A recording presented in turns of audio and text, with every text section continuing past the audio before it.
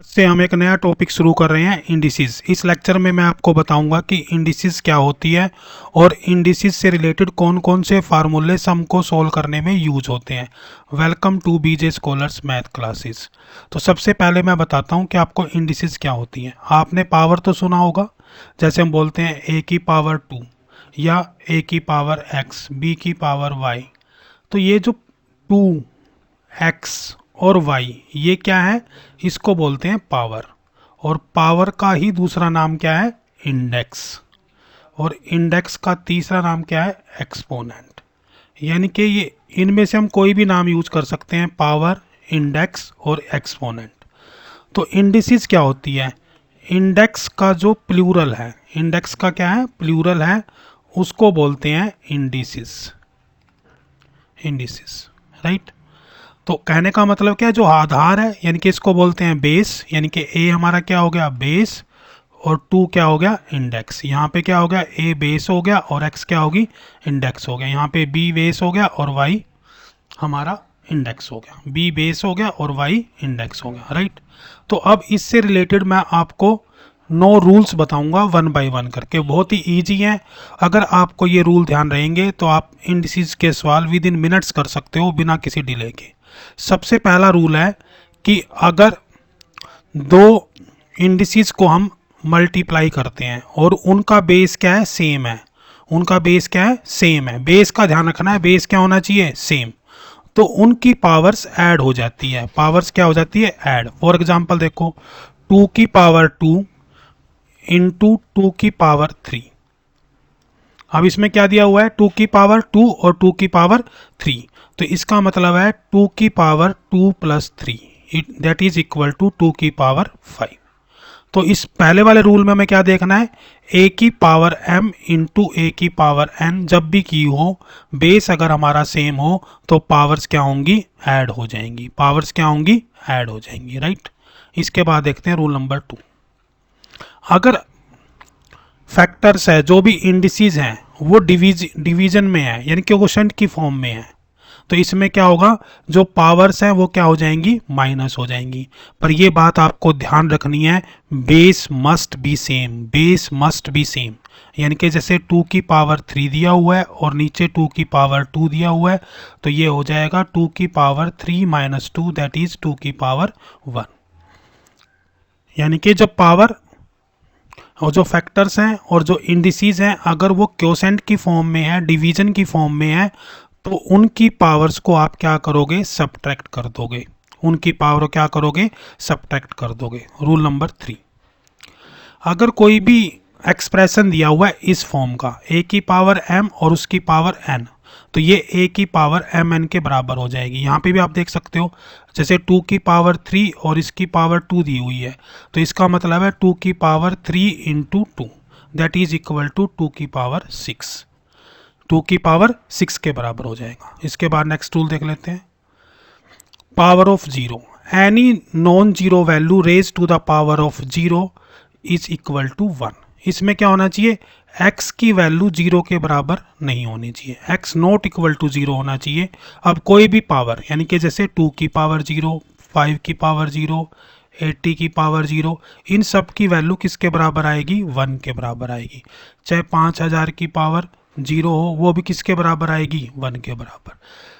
बस कंडीशन ये ध्यान रखनी है कि x की वैल्यू 0 अलाउड नहीं है, नहीं तो किसी भी नॉन जीरो, तभी लिखा हुआ है non zero value raise to the power of 0 is equal to 1, right. इसके बाद रूल नंबर 5। अब ये रूल क्या कहता है, when the base is reciprocated. Reciprocated का मतलब होता है, जैसे a है उसको आप लिख दो 1/a, then the power become negative to itself. यानी कि इसकी जो भी पावर होगी, जैसे ये पावर m है तो ये क्या बन जाएगी, माइनस m। इसको यूं देख लेते हैं, जैसे 2 की पावर 3 दिया हुआ है तो इसको हम यूं लिख सकते हैं 1/2 की पावर -3। यानी कि नुमरेटर से जब डिनोमिनेटर में जाएगा पूरा का पूरा बेस, तो इसकी पावर नेगेटिव हो जाएगी। इसका अपोजिट भी देख सकते हैं, a की -m दी हुई है तो ये किसके बराबर हो जाएगा, यानी कि a की -2 दी हुई है तो ये किसके बराबर होगा, 1/a का। सीधी सी बात ये है, अगर बेस को रेसिप्रोकेट करेंगे यानी कि नुमरेटर से डिनोमिनेटर में लेके जाएंगे, तो उसकी पावर का नेगेटिव।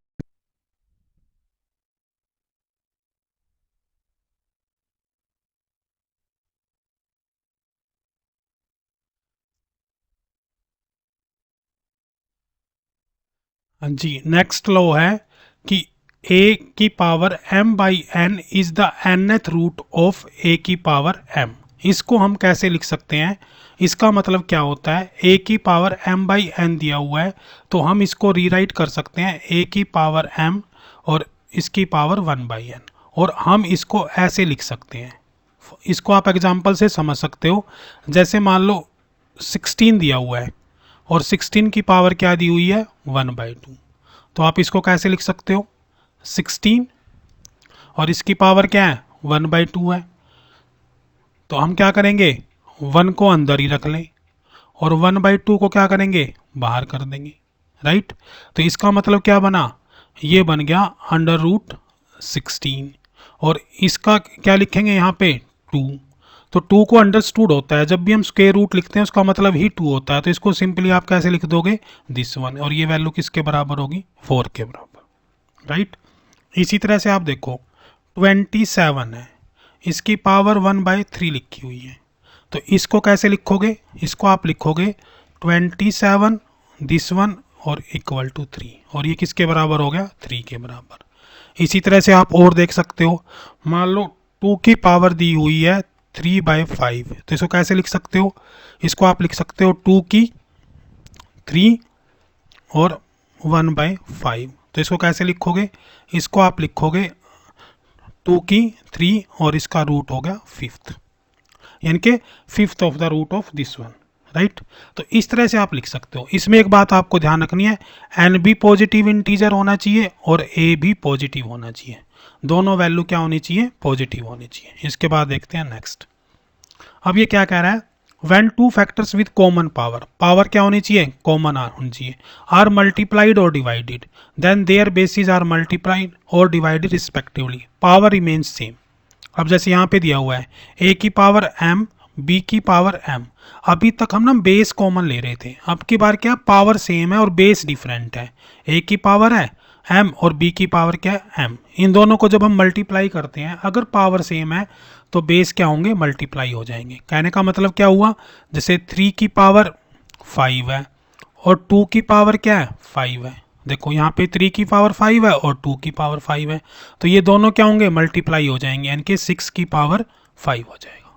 इसी तरह से आप इसमें देख सकते हैं, a की पावर m दी हुई है, b की पावर m दी हुई है, दोनों की पावर क्या है, सेम है, बट फ्रैक्शंस में है, डिवीजन में है, क्वोशेंट्स की फॉर्म में है, तो इसमें क्या होगा, बेस जो बेस है उसको हम क्या करेंगे, डिवाइड कर देंगे और पावर सेम रहेगी। इसको यहाँ से भी देख सकते हो, मान लो 3 की पावर 5 है और यहाँ पे 2 की पावर 5 है, तो इसको क्या लिख सकते हो, 3/2 और इस पूरे की पावर 5, बिल्कुल सेम है। इसके बाद देखते हैं नेक्स्ट रूल, रूल नंबर 8। अब रूल नंबर 8 क्या कहता है कि अगर a की power m equal to b की पावर m है, तो इसका मतलब है कि a इक्वल टू b होगा, यानी कि दो वैल्यू दी हुई है, उनके बेस डिफरेंट हैं बट पावर सेम है, तो इसका मतलब है कि बेस हमारे इक्वल होंगे। इसके बाद क्या दिया हुआ है, अब a की पावर m दी हुई है और a की पावर n दी हुई है। अब की बार देखो वहाँ पे बेस क्या थे, सेम थे, बट पावर बेस डिफरेंट थे और पावर सेम थी। यहाँ पे क्या है, बेस सेम है, पावर डिफरेंट है, इसका मतलब क्या होगा, m इक्वल टू n और या a इक्वल टू 1। दो ही पॉसिबिलिटी हो सकती है यहाँ पे, या तो m n के बराबर होगा या फिर a 1 के बराबर होगा। इसके बाद देखो, अगर a की power m by n b के बराबर दिया हुआ है, राइट, तो इसका मतलब है कि ये वाली वैल्यू इसके बराबर होगी। इसमें क्या होगा कि अगर ये पावर दी हुई है a की पावर m बाई n किसके बराबर, b के बराबर, तो जो a है वो क्या होगा, b की पावर n बाई m। इसको ध्यान से समझना है, a की पावर यहाँ पे m बाई n दी हुई है और ये किसके बराबर है, b के बराबर है, तो ये जो पावर है ये रिवर्स होके यहाँ पे आ जाएगी b के पास। कहने का मतलब क्या है कि जैसे मान लो x की पावर 2/3 y के बराबर दिया हुआ है, राइट, तो फिर क्या कह सकते हैं हम, x is equal to y की पावर 3/2, इसके बराबर कहेंगे। ठीक है। तो इसी तरह से आपको ये नो के नो रूल ध्यान रखने हैं, जो मैं आने वाले सम्स में यूज़ करूँगा। बहुत सारे सम मैं आपको कराने वाला हूँ। अगर आपको